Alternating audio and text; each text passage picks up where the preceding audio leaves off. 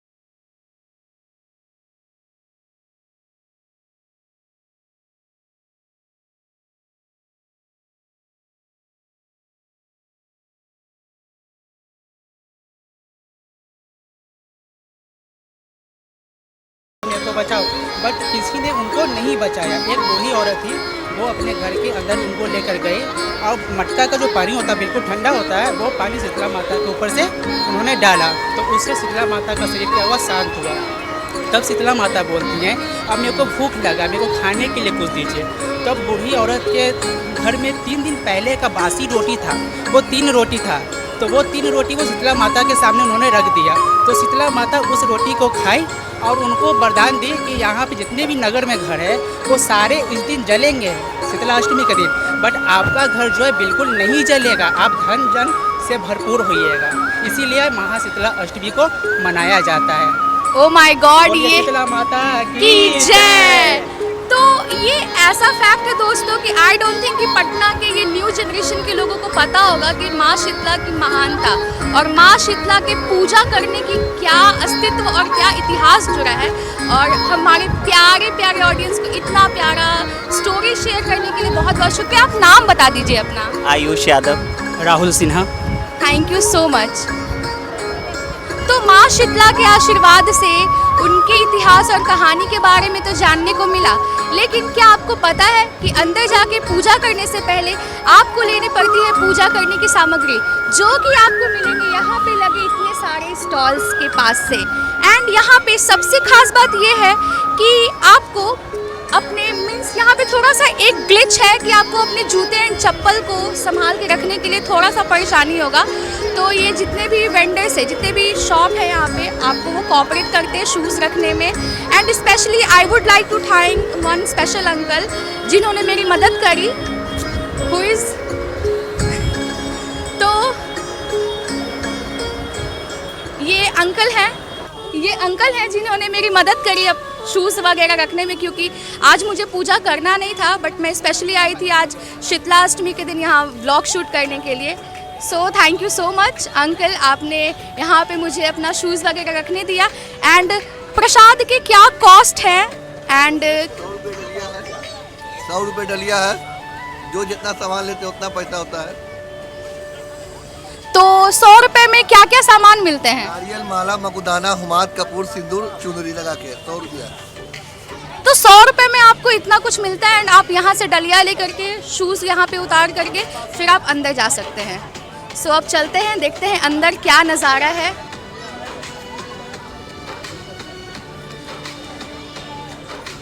मंदिर में हमारी एंट्री हो गई है। दीदी आपको क्या लग रहा है, कैसा है माहौल? बहुत ही सुकूनदायक माहौल है। और टुक टुक तुमको कैसा लग रहा है बाबू? बहुत अच्छा लग रहा है। तो पूजा करने के लिए अभी तो लोग यहाँ पे बैठे हैं ऐसे शांत चित्त, क्योंकि मंदिर में आने के बाद क्या होता है ना कि आपका मन जो है एकदम ध्यानचित हो जाता है और आप एकदम श्रद्धा और भक्ति भाव में लीन हो जाते हैं। तो दीदी से जानते हैं, दीदी का क्योंकि आसपास में ही घर है। तो दीदी आप कब कब आती हैं माँ शीतला के दर्शन करने? मुझे जब टाइम मिलता है जब आ जाती हूँ माँ से मिलने के लिए, क्योंकि मुझे मंदिर आने से ऐसा लगता है कि मानो कि जन्नत है। सुकूनदायक, बहुत ही मस्ती होता है यहाँ पे। तो यहाँ पे एक कुआं भी तो है दीदी, कुआं किधर है? चलो दिखाते हैं किधर है। तो माँ शीतला का मेन जो मुख्य मंदिर है, जो कि गर्भगृह है, वो ये है। और यहाँ पे बहुत सारी मन्नत की चुन्नियाँ बंधी हैं, कुछ पूजा की चुन्नी बंधी है, कुछ प्रथाओं की चुन्नी बंधी है और कुछ मान्यताओं की चुन्नी बंधी है। वो अगम कुआं जिसका कोई अंत नहीं है, जो अनंत है, और इससे जुड़ा बहुत सारा ऐसा कहानी है, बहुत सारी ऐसी माइथोलॉजिकल स्टोरीज़ है जो कि हम लोग जानते होंगे। बेसिकली पटना के लोगों को ये पता है कि ये अशोक काल का कुआं है, जिसके अंदर इतनी सारी लाशें काट के डाली गई हैं कि उसको शांत करने के लिए माँ शीतला की मूर्ति की स्थापना की गई थी। एंड सेकंड माइथोलॉजिकल स्टोरी ये आती है कि इसके अंदर सम्राट अशोक के ज़माने का वो सारा खजाना गड़ा पड़ा है कि अभी तक वो निकल नहीं पाया है। तो यहाँ पे शादीशुदा जोड़े भी आते हैं पूजा करने के लिए। आप देख सकते हैं यहाँ पे पंडिताइन जी हैं जो कि पूजा करवा रही हैं, और इस कुएं के पास आकर के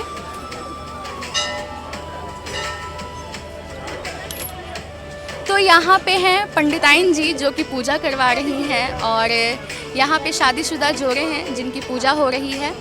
तो यहाँ पे आप आकर के शादी के बाद पूजा भी करते हैं एंड साथ रहने की दुआएं मांगते हैं। सो यहाँ पे बच्चे, बूढ़े, जवान सभी लोग आते हैं और सभी लोग आ करके यहाँ पे माँ शीतला का दर्शन करते हैं। और अगम कुआं से जुड़ा एक तीसरा माइथोलॉजिकल स्टोरी ये आता है कि जैसे अगम कुआं जिसका कोई अंत नहीं है, वैसे रिश्ते में कभी कोई अंत ना आए और वो अनंत काल तक सलामत रहे।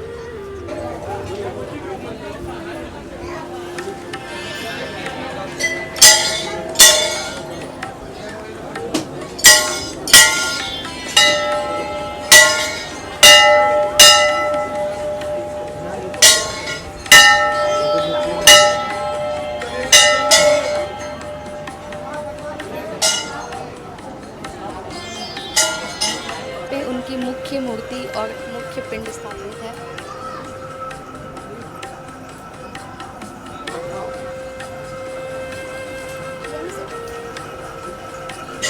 और यहाँ से हम लोगों का होता है निकाश।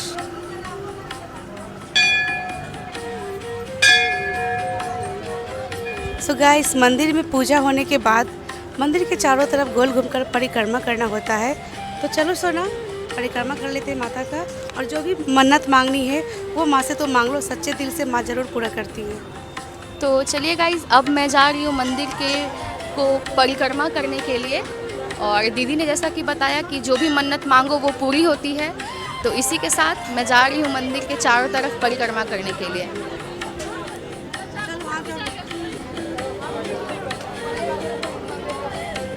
यहाँ पे आंटीज़ हैं जो कि झोली फैला के बैठी हैं, मनोकामनाएं मांग रही हैं। और माँ शीतला की महानता के बारे में जितना कुछ कहा जाए उतना कम है। हमारे इतिहास का हिस्सा, हमारे इतिहास की धरोहर है माँ शीतला।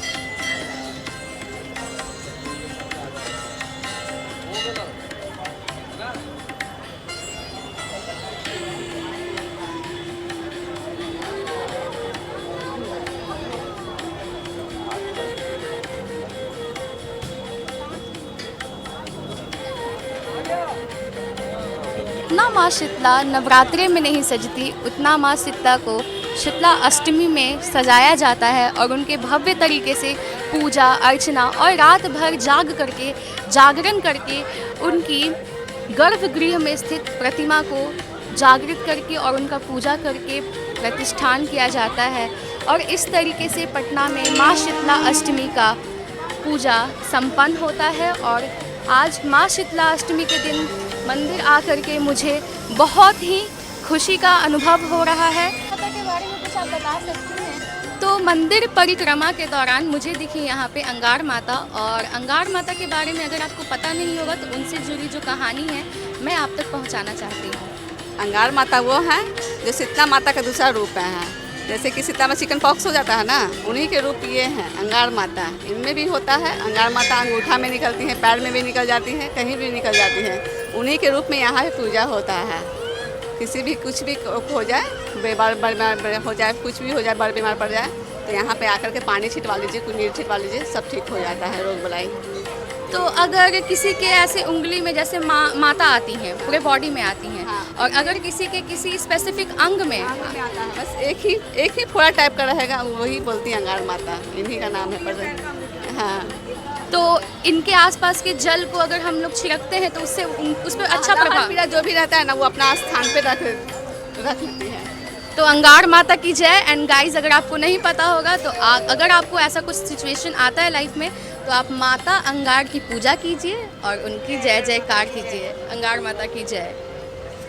माँ शीतला के मंदिर के बाएं ओर तो थी माता अंगार और दाहिने ओर में विराजमान है माता वैष्णो देवी का ये छोटा सा मंदिर, और उसके आगे का है ये हवन कुंड। तो अगर आप आते हैं अगम कुआं माँ शीतला के दर्शन करने तो आप माँ वैष्णो के भी साथ साथ दर्शन करते हैं, और बगल में है हमारे भोलेनाथ जी जो कि विराजमान हैं अलग से मंदिर में।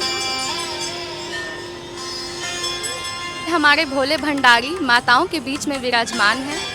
तो बोलिए हर हर महादेव, पार्वती पतय हर महादेव महादेव।